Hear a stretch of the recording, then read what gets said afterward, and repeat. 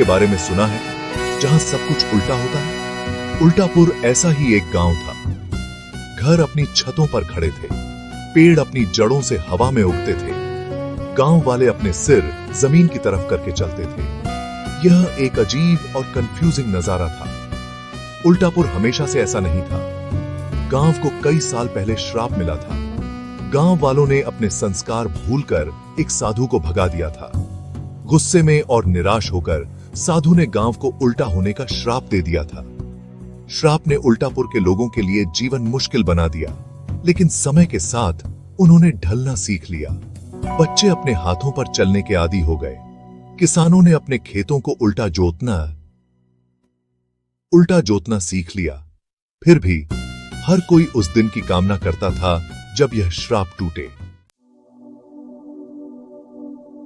एक दिन हरीश नाम का एक जवान आदमी उल्टापुर आया। हरीश अपने एडवेंचरस स्पिरिट और काइंड हार्ट के लिए जाना जाता था। उसने उल्टे गांव के बारे में कहानियां सुनी थीं। क्यूरियस होकर उसने खुद उल्टापुर देखने का फैसला किया। जैसे ही हरीश गांव के पास पहुंचा, उसे अपनी आंखों पर यकीन नहीं हुआ। जैसा उसने सुना था, सब कुछ वैसा ही था। उसने बच्चों के एक समूह को खेलते देखा। वे पेड़ की शाखाओं से उल्टा लटके हुए थे, हंस रहे थे और बातें कर रहे थे। हरीश हैरान था। उसने पहले कभी ऐसा कुछ नहीं देखा था। उसने गांव में घुसकर लोगों से बात करने का फैसला किया। हरीश इस अनयूजुअल जगह के बारे में और जानना चाहता था। वह जानना चाहता था कि आखिर सब कुछ उल्टा क्यों है। उसने ग्रामीणों के एक समूह से संपर्क किया और एक फ्रेंडली स्माइल के साथ उनका अभिवादन किया। गांव वालों ने हरीश का वार्मली स्वागत किया। वे क्यूरियस विजिटर्स के अभ्यस्त थे। उन्होंने उसे खाने पर आमंत्रित किया और उसे अपने दैनिक जीवन के बारे में बताया।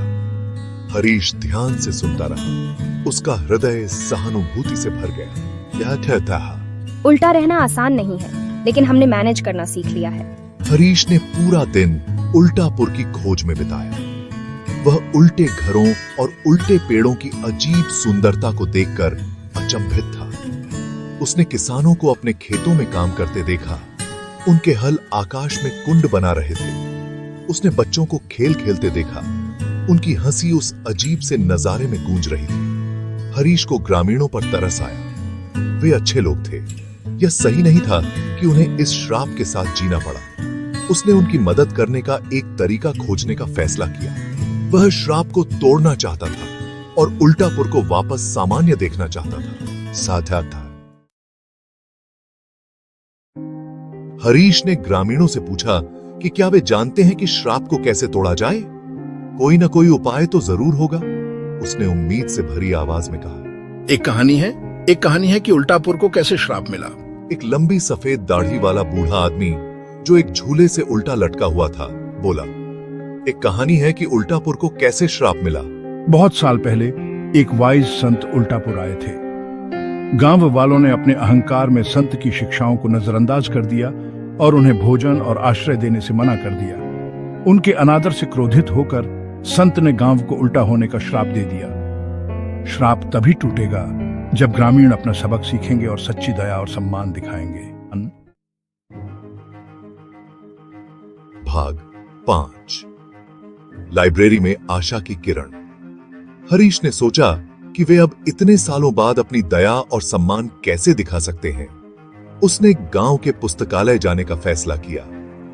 शायद उसे वहां कुछ मददगार मिले। पुस्तकालय एक अजीब नजारा था, जिसमें छत पर बुकशेल्फ और फर्श से लटकी कुर्सियां थीं। हरीश सावधानी से पुस्तकालय से होकर गुजरा। उसने किताबों की अजीब व्यवस्था को देखा। अंत में उन्हें the book of curses and cures नामक एक पुरानी धूल भरी किताब मिली। उसने धूल उड़ाई और उसे सावधानी से खोला। जैसे ही उसने पन्नों को पढ़ा, उसके दिल में आशा की एक किरण जग गई। पुस्तक में संत के श्राप को तोड़ने का एक तरीका बताया गया है। इसमें कहा गया है कि सच्ची श्रद्धा और सम्मान के साथ 100 संतों को भोजन कराने से श्राप का उल्टा असर हो सकता है। यही उनका मौका था। हरीश जानता था कि उसे क्या करना है। भाग 6 100 संतों के लिए एक दावत। हरीश दौड़कर ग्रामीणों के पास गया और उन्हें अपनी खोज के बारे में बताया। ग्रामीण उत्साहित थे।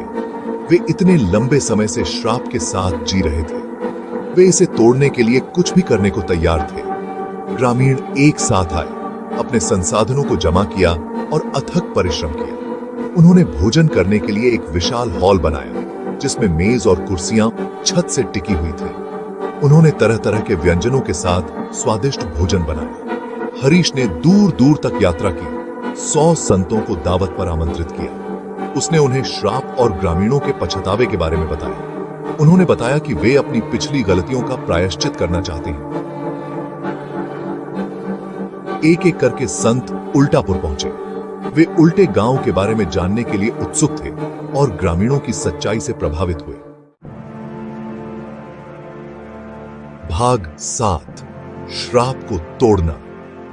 दावत का दिन आ गया। 100 संत उल्टी मेजों पर बैठे थे। उनके पैर जमीन से ऊपर लटक रहे थे। ग्रामीणों ने विनम्रता और सम्मान के साथ उनकी सेवा की। उनके दिल आशा से भरे हुए थे। जैसे ही आखिरी संत ने अपना भोजन समाप्त किया, एक अजीब सी घटना घटी। जमीन हिलने लगी, घर हिलने लगे। ग्रामीण इधर उधर देखने लगे। उनकी आंखों में डर और उत्तेजना का मिश्रण था। धीरे धीरे सब कुछ बदलने लगा। घर अपनी नींव पर वापस आ गए। पेड़ सीधे हो गए। उनकी जड़ें जमीन में समा गईं। ग्रामीण खुद को सीधा खड़ा पाया। उनके सिर पीढ़ियों में पहली बार आकाश को छू रहे थे। भाग 8 बेहतर करने का वादा। श्राप टूट गया। उल्टापुर अब उल्टा नहीं रहा। गांव सामान्य हो गया था। पूरे गांव में खुशी के जयकारे गूंज उठे। बच्चे अब सीधे पेड़ों के नीचे दौड़ते और खेलते थे। बड़े एक दूसरे को गले लगाते थे। खुशी के आंसू उनकी आंखों से बह रहे थे। ग्रामीण हरीश के चारों ओर जमा हो गए। उन्होंने उसकी दया, उसके साहस और उसके दृढ़ संकल्प के लिए उसे धन्यवाद दिया। उन्होंने उस सबक को कभी नहीं भूलने का वादा किया जो उन्होंने सीखा था। वे हमेशा सभी के साथ दया और सम्मान से पेश आते थे। उस दिन से उल्टापुर को उल्टे गांव के रूप में नहीं जाना जाता था। यह परिवर्तन का प्रतीक बन गया। एक अनुस्मारक कि विनम्रता और दया से सबसे बड़ी गलतियों को भी सुधारा जा सकता है। और हरीश, उसने अपने कारनामों को जारी रखा। उस दिन की याद में उसका दिल गर्म हो गया, जिस दिन उसने एक गांव को सीधा करने में मदद की।